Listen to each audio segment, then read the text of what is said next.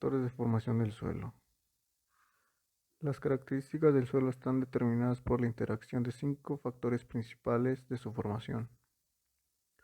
Según Jenny, esto se puede expresar en una ecuación, donde S representa el suelo o una propiedad del mismo, CL clima o organismos, R relieve, MO material originario, T tiempo. Este enfoque factorial es muy interesante a la hora de predecir el comportamiento de un suelo o de alguna propiedad del mismo en la agricultura, a partir del conocimiento de los factores medioambientales responsables de su formación. La interacción entre clima, organismos vivos llamados factores bioclimáticos generales o factores activos, relieve, material originario, llamados factores locales o pasivos, ocurre en el tiempo y en el espacio. 1. Clima. Es posiblemente el factor que más influencia tiene sobre los demás factores formadores. Actúa sobre el material originario porque determina la naturaleza e intensidad de la meteorización que ocurre en grandes áreas geográficas.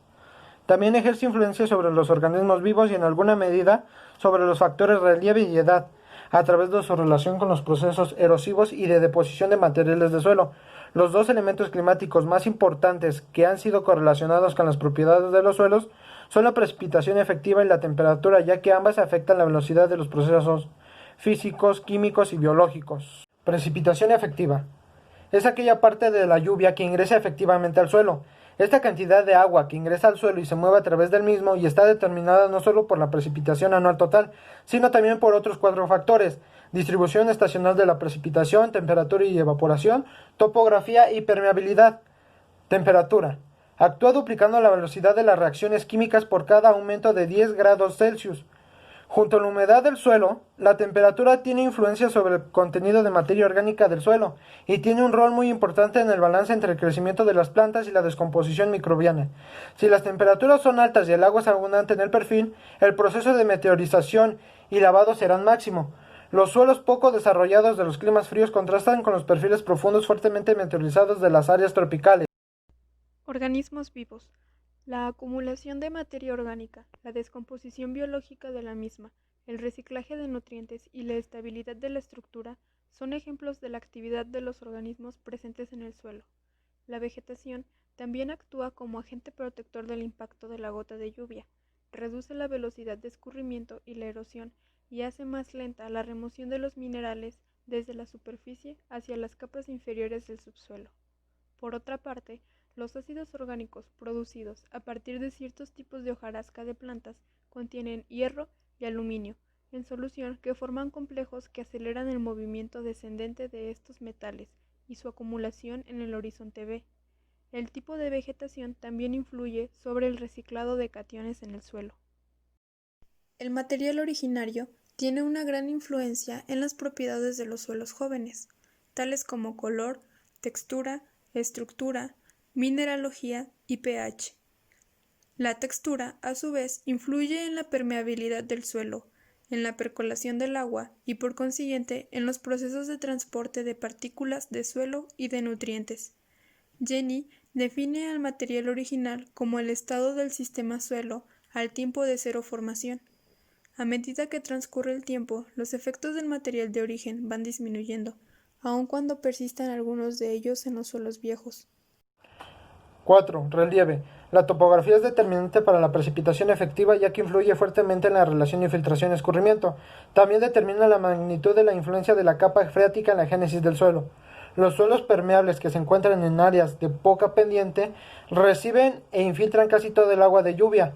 En cambio, los suelos de relieve excesivo infiltran una pequeña parte del agua caída y el resto escurre.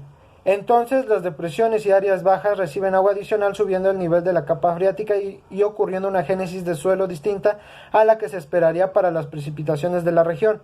El efecto de la relación entre el agua en el suelo y la génesis del mismo es más marcado en las regiones húmedas que en las regiones áridas.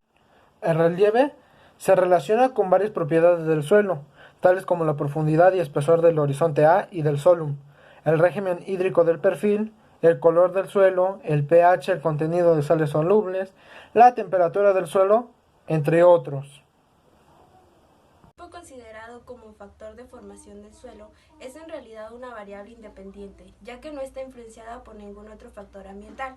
El reloj de formación comienza a funcionar cuando, por ejemplo, cuando un deslizamiento de tierra expone una roca nueva al ambiente o a la superficie, o cuando el desborde de un curso de agua deposita una nueva capa de sedimento en la llanura de inundación, o cuando un glaciar se derrite y deja su carga de escombros minerales. Este mineral originario está en su tiempo de evolución cero, siendo sus características las propias de dicho material. Aquí comienza el proceso de evolución, es decir, comienza la acción de otros factores formadores y estamos en presencia de un suelo joven. Pero esto no quiere decir que tenga pocos años. Por otra parte, un suelo maduro es un suelo que ha terminado su evolución y que se encuentra en equilibrio con el bioclima, es decir, que se encuentra estable. Existen igualmente suelos que son el resultado de una evolución muy vieja, bajo condiciones de clima y vegetación diferente a los reinantes actualmente. Si estos suelos se encuentran en la superficie se les llama paleosuelos o relictos, y si se encuentran sepultados por depósitos o suelos más recientes, constituyen los suelos fósiles.